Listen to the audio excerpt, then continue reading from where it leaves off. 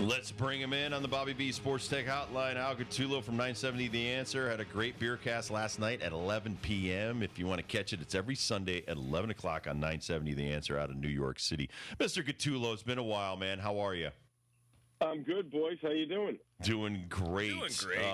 Dibs just dropped off a bunch of Easter candy, and I'm about 12 eggs keeping me thin while they're going to fatten up like the big fat Easter bunny. But let me ask you a question. Sure. Because I have a lot of friends that are either Celtics or Knicks fans or Nets fans and Mets fans and Jets fans. You know what it's like. And they have so many different assortment of the different teams that they follow. For you, are you more excited about the Knicks, the Rangers? I mean, what are you more excited as a New York sports fan, thinking who's got the better chance of moving deep into the postseason?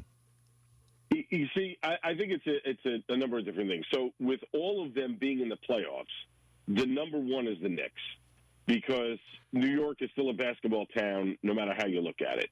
The Nets are sort of the second tier, and with the way they've played towards the end of the season, sort of squeaking into the playoffs, I don't think people really are concerned themselves with Brooklyn that much. With the Knicks, it's a different story. I think they've dominated against Cleveland in this last game. Their bench is far superior to Cleveland's bench. So I think Knicks fans are kind of happy that, hey, we're going to win a first-round playoff series here. We have the potential to do that and move on to the next round. And anything can happen when you're in the playoffs. I think after that, then it's sort of Rangers, and with the Rangers playing the Devils, it's always a nice mix, although I think the Devils have the Rangers number because I think they've dominated them throughout most of the regular season, and the Rangers sort of, back-ended their way into the playoffs. They sort of tailed off at the wrong time. And then the Islanders, unfortunately, become, a distant third. The baseball they don't even take stock in the baseball until you get deep into the summer. April is April. Everyone kind of looks at it as, both teams sort of finding their way. They're not really super concerned yet. And it seems always like team construction gets New York juiced one way or another, whether it is a draft pick that everybody's geeked up about or free agency that happened or didn't happen. And I think you brought up the bench of the New York Knicks, so I want to throw this guy at you. One under-the-radar transaction, and probably not New York, but maybe the rest of the country. Josh Hart coming to the New York Knicks and on that bench, how does he make such a difference as such a little piece in free agency or around the trade deadline? How much does he make such a difference for the New York Knicks being successful? Josh Hart is John Starks. He's wearing his number. He's got some juice off the bench. Starks was the guy who was the grocery bagger, kind of sort of made his way to the team. That's how Josh Hart is just being looked at. He's the little spark plug who just comes off the bench and gives you something. 17 points the other night, 10 boards, a go-ahead three-pointer, with a little over a minute left. That's kind of the guy you want, and that's the kind of guy that Knicks fans rally around. They love to see that spark right off the bench, hit a shot right away and just get the crowd energized. That's the type of guy that Josh Hart is. He's the John Starks of the Knicks right now. How did I miss so badly on Jalen Brunson? I kept singing the praises of Donovan Mitchell. He should have been on the Knicks. What did I miss this season? And why could Brunson be the difference maker for them to go deep in the postseason? I just think that because he's bought into Thibodeau's coaching plan. I mean, that's it. I mean, I think if you believe in your coach and you believe that he's going to get you to the next level, you're going to listen to the little things that he says and does. You talked about earlier about how this, entitlement society and guys resting players, and we don't want our stars to be every night. And if you notice, a lot of those guys like Magic and Bird would come out publicly, or Michael Jordan, and say, "We never rested. We played." There was an expectation that people were there to see the games because they wanted to see us. We need to be there. Brunson is that type of guy who wants to be there. He wants to play. These are not guys who are at that first-tier NBA status. They want to play and play hard. And look, when you succeed in New York, regardless whether it's basketball, hockey, baseball, it doesn't matter, you can play anywhere. If you can handle the New York toughness, then you can play anywhere. Look at Ruff. When the Mets got him, and all of a sudden he runs back to San Francisco. The media is a little too tough here. They're asking questions. They're asking questions that the fans would ask. You can't handle that. then this isn't the place for you. All right, I know you're excited about this series. Devils Rangers. You talked a little bit on it. I don't want to steal any more of your thunder. Like I'm sure Al Gatulo's got his schedule set for this series. I feel like you got the beer set of what you're going to drink. How excited are you for Devils Rangers coming up? Listen, it's fun. My team was far out of the playoffs this year in the Philadelphia Flyers. I like what they're doing, but they've got a little bit of a way to go. So I mean, it's nice to see. First off, it's nice to see all three of them in the playoffs. It sort of cheapens it a little bit when two locals are playing against one another in that first round of the playoffs. But it's nice because Rangers Devils. It's always a good rivalry for these teams. I think the Devils are the more dominant team here. The Blue Shirts sort of backed into the playoffs a little bit. They were sort of lackadaisical towards the end. And the Devils just kept saying, we're going to keep playing and playing and playing, and we're going to play hard. And they've got a lot of young guys that I think can do some damage. I think the Rangers are just at that wrong time. They should have had that switch where you turn it on in April. They didn't, and the Devils have it. And I think I'm not going to say that this is going to be a short series. I could very easily see this series going 6 and the Devils winning it. I don't want to stray too far from New York City, but you still have teams like the Buffalo Sabres and the Buffalo Bills in New York, the Pagula family that owns both of those franchises. I want to ask you a Buffalo Sabres question because I liked the Sabres growing up. They used to always seem to be a really tough team, but they were always kind of second level. They missed the playoffs again this season. What are they doing wrong there? And it's going on 2 decades now of being a really bad franchise. I think it's just they haven't found the right fit, and I think they keep trying to plug people in and get the right things to where they want it, and sometimes it just doesn't work out that way. And it's sad. You have an owner that loves the team, wants to put money into it, loves the town. Obviously, he loves it enough that he ended up buying the football team and wants to keep the football team there. So they're doing sort of the right things, and you kind of say at some point it will eventually, turn on for them and happen. I don't know why it hasn't happened. They really haven't been able to. The other thing is, you want to get players to come to play for you. Buffalo is sort of an oasis in a bad way where there's really not much around there. The community is great. They love their players. They rally behind them. But for some, it's sort of, I don't want to be that far away and isolated from everything else. As much as Buffalo is a metropolitan city, it's still in the middle of nowhere in western New York that only those people in that area sort of really know about it and rally behind it. Everybody else. Ben's got family there. I've got friends and family. Yeah, he's 100% right. To me, how do you make it so good with the Buffalo Bills and it's like so wrong and you're the same owner? I don't know. I wish I had the answer to that question because I'd like to see the Sabres competitive. I remember the Sabres in the 80s. In the 80s and 90s, Lindy Ruff was coaching, and they were always that competitive, pesky team who would get into the playoffs, knock somebody out, and then they would get themselves knocked out as well. They weren't able to make it to that second level, and I don't know what's going on there. It's also the Bills. I mean, 4 times you're in the Super Bowl and you can't win it. I mean, remarkable success the Bills have had over the years, and still can't get over the hump to get to that point to win a championship. It's a shame. When it comes to the Sabres, 2 words: Dominic Hasek. When he moves back to town and he gets back in the pipes, maybe the Sabres will start with.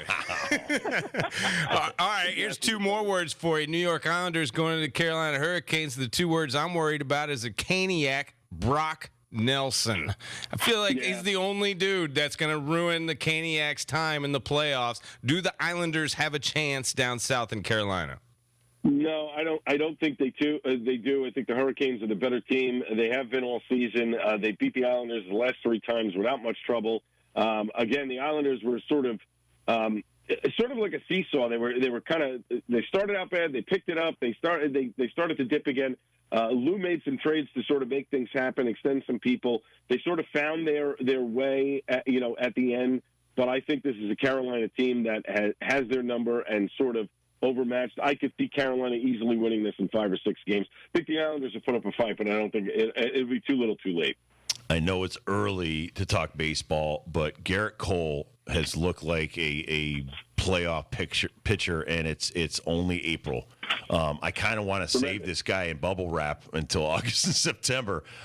Tell me what people are thinking about Garrett Cole right now, because listen, there's a lot of poor pitching all around Major League Baseball. It's kind of cool to see a bright spot with the Yankees. Yeah, I mean it's great to see what Cole has done so far. I mean, he had the shutout yesterday against the Twins, a complete game, which is even more impressive. In this day and age when most guys only go 5 or 6 innings at best. So yeah, you're right. I think the Yankees would like to wrap him in bubble wrap. They're without Giancarlo Stanton now for at least 4 to 6 weeks because he strained his hamstring. So that's a bat they're going to be missing. It's nice to see that the Yankee pitching is sort of stabilizing a little bit. They were a little shaky at the very beginning of the year, but let's face it. In the early going, Yankees haven't lost a series yet.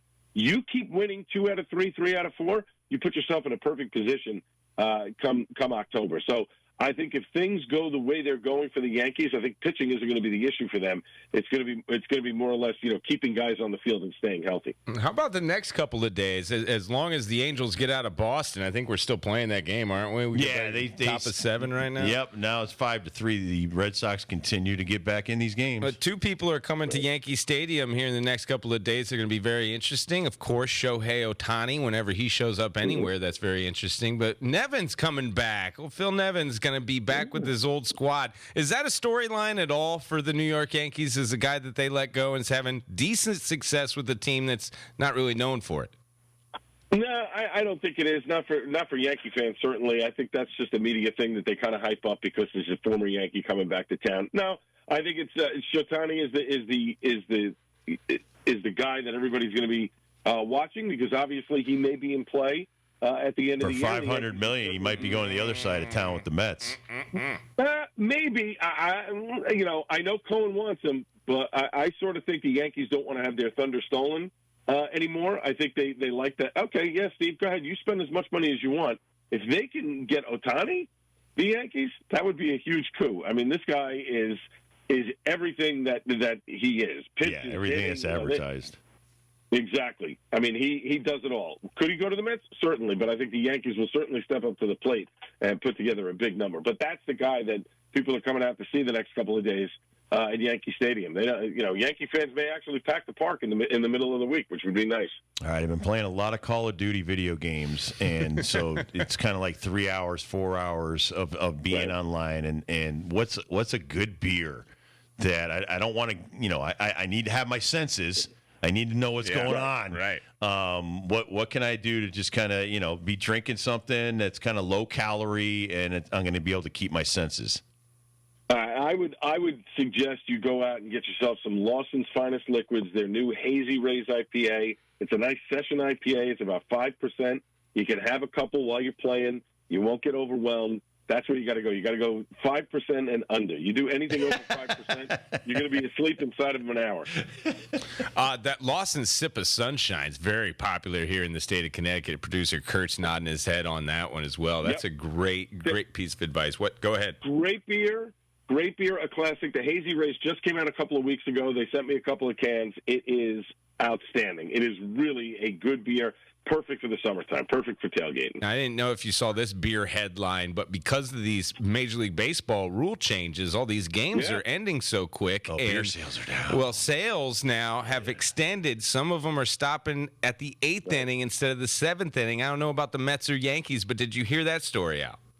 Yes, I did, and I believe, if I'm not mistaken, Yankees and Mets are still stopping their beer sales at the 7th inning. Here's my thing about it, and a lot of people have talked about it. Number one, I'm not going to bang back that many in the stadium because they're $18.50 a beer. So any guy who's sitting there knocking back Miller Lights and Coors Lights at $20 a pop, God bless them. They got a lot of money, or they hit the lotto, because that's just not for me. The other thing is, in New York, it's different. Most people take public transportation to get to the game. They're not necessarily driving.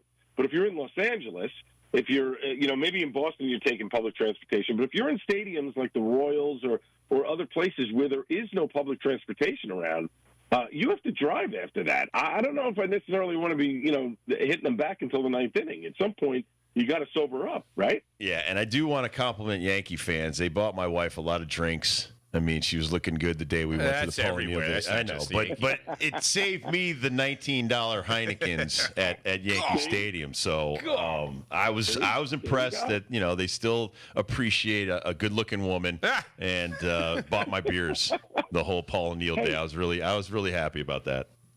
This is why you tailgate love New York. outside the ballpark and then go in. You have one beer or two. You get primed, people. Right. Smart. Right. That's right. Exactly. You learn something from the old goats, right, Al? That's right. They go to rock concerts like you and I. You got it. I need to take you to Shinedown when they come here. I think that's how we could get hooked up. Sounds like a plan. I love Let's do Shinedown. it. All right, my friend. Thank you so much on short notice for coming on. You really picked up our show. I appreciate it. Thank you, Al. Anytime, guys. Have a great week. Thank you. Al Gatulo, one of the best people. 970 The Answer out of New York City. Works with Joe Piscopo every day. That's got to be a ton of fun. Craft Beer Cast every Sunday at 11 p.m. We'll take a quick break. We'll come back and do the first dibs question of the day.